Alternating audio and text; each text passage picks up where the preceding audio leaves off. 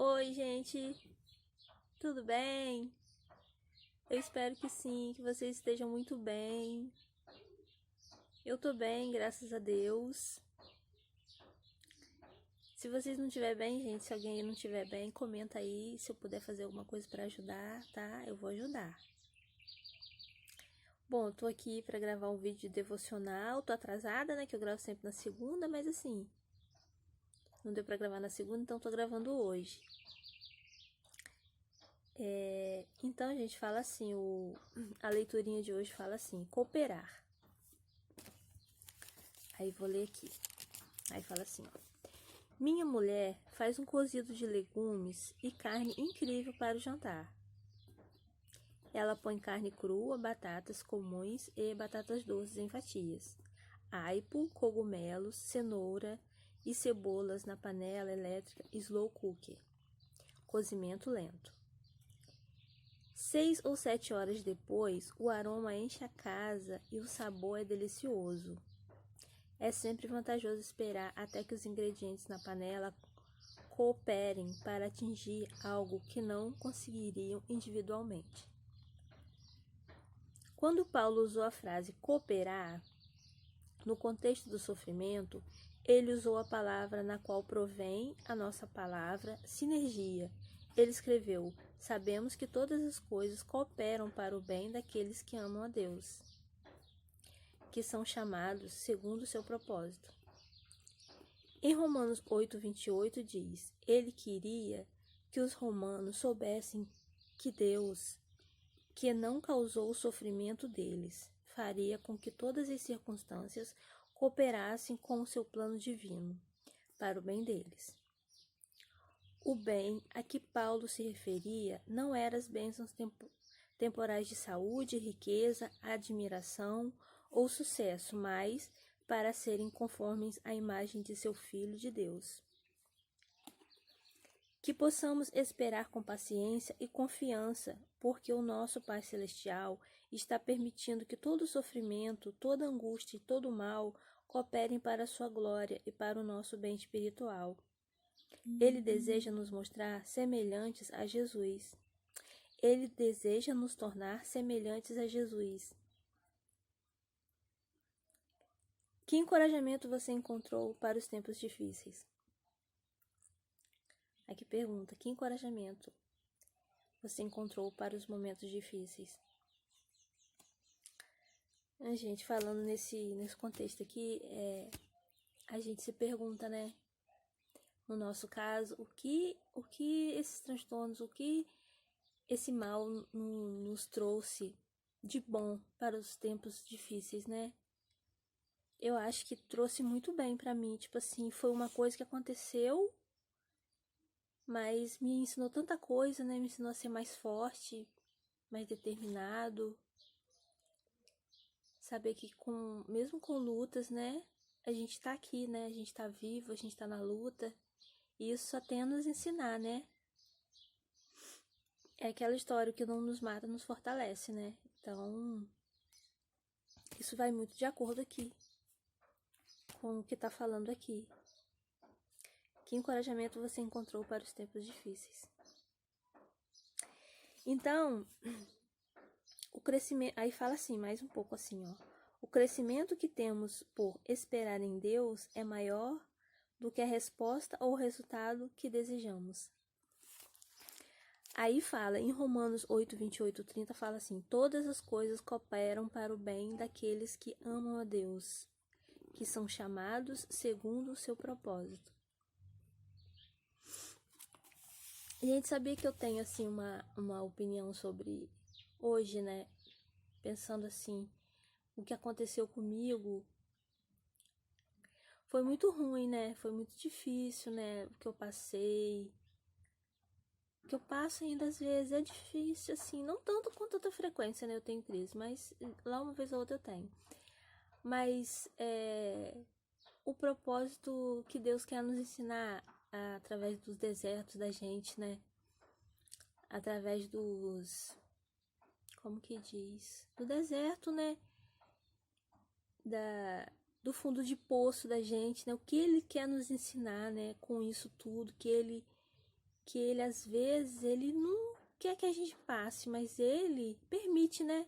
Ele permite que a gente passe por aquilo, mas eu creio hoje que alguma coisa ele quer nos ensinar, permitindo que a gente passe por esses desertos, né? Por essas ilhas, né? Tem uma pastora, o nome dela é pastora Tabata, agora eu esqueci o sobrenome dela, mas é Tabata, Igreja do Amor. Eu sigo ela no YouTube e no Facebook. Ela fala muito sobre ilha. Ilha é um lugar onde a gente aprende muitas coisas. É um lugar de sofrimento, mas é um lugar onde a gente aprende muitas coisas. A gente fica mais forte na ilha. Então, se vocês puderem seguir ela, ela ensina muita coisa boa pra gente, baseada na palavra de Deus também. E ela ensina muita coisa, gente, pra gente, né? Na ilha é um lugar de... né, que a gente fica... que a gente sofre, é o fundo de poço da gente, mas que a gente sai muito fortalecido e avivado e muito mais forte, sabe? Como uma fênix mesmo que renasce das cinzas, né? Então eu acho que Deus, ele permite essas coisas na nossa vida, mas ele quer ensinar muito mais pra gente, muito mais. Então, gente, aqui dá a referência de Mateus 8, 18, 34. Aí eu vou ler, um pouquinho grande, mas eu vou ler. Mateus 8, 18, 34. Aí fala assim, ó. E Jesus, vendo em torno de si uma grande multidão, ordenou que passassem para a banda de além. Deixa eu ver se é isso mesmo. É 18, 34. Mateus 8. É isso mesmo. E Jesus, vendo em torno de si uma grande multidão, ordenou que passassem para a banda de além. E aproximando-se dele, um escriba disse-lhe: Mestre, aonde quer que fores, eu te seguirei. E disse Jesus: As raposas têm covis e as aves do céu têm ninhos, mas o Filho do Homem não tem onde reclinar a cabeça. O outro de seus discípulos lhe disse: Senhor, permita-me que primeiramente vá sepultar meu pai. Jesus, porém, disse-lhe: Segue-me e deixa aos mortos sepultar seus mortos. Entrando ele no barco, seus discípulos o seguiram, e eis que no mar se levantou uma tempestade, tão grande que o barco era coberto pelas ondas. Ele, porém, estava dormindo. E seus discípulos, aproximando-se, o despertaram, dizendo: Senhor, salva-nos que perecemos. E ele disse-lhes: Por que temeis, homens de pouca fé? Então, levantando-se, repreendeu os ventos e o mar, e seguiu-se de uma grande bonança. E aqueles homens se maravilharam, dizendo: Que homem é esse, que até os ventos e o mar lhe obedecem? E tendo chegado à outra banda, a província dos Gergesenos, saíram-lhe ao encontro dos endemoniados, vindo dos sepulcros. Tão ferozes eram que ninguém podia passar por aquele caminho. E eis que clamavam, dizendo que: Temos nós contigo, Jesus, Filho de Deus. E eis que clamaram, dizendo: Que temos nós contigo, Jesus, Filho de Deus? Vieste aqui atormentar-nos antes de tempo? E andava pastando diante deles uma grande manada de porcos. E os demônios rogaram-lhe, nos expulsas, permite-nos que entremos naquela manada de porcos. E ele lhes disse: Ide. E saindo eles, se introduziram na manada dos porcos, e eis que toda aquela manada de porcos se precipitou no mar por um despenhadeiro e morreram nas águas. Os porqueiros fugiram e, chegando à cidade, divulgaram tudo o que acontecera aos endemoniados. E eis que toda aquela cidade saiu ao encontro de Jesus, e vendo-o rogaram e que se retirasse dos seus termos.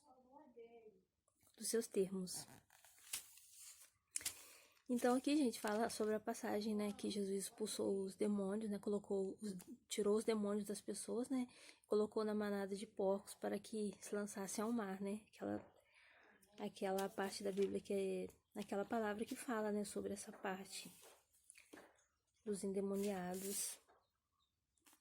Então é isso, gente. O devocional de hoje foi esse. Eu espero muito que vocês tenham gostado de compartilhar esse momento comigo. Tudo de bom. Eu espero que vocês estejam muito bem. Depois eu vou ver se ainda hoje eu gravo o vídeo do Meleril, né, que eu tô devendo. Mas hoje eu tô com tempo, eu vou gravar se Deus quiser. Tá bom, gente? Tudo de bom. Beijos. Fiquem todos com Deus e tchau.